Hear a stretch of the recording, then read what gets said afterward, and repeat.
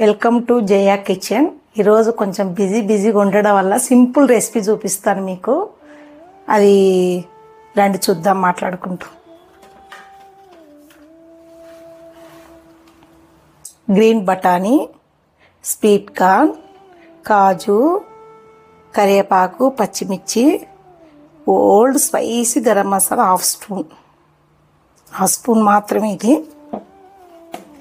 గడ్డి గాదం, ఆకులు అలుములు, మెంతి కూర,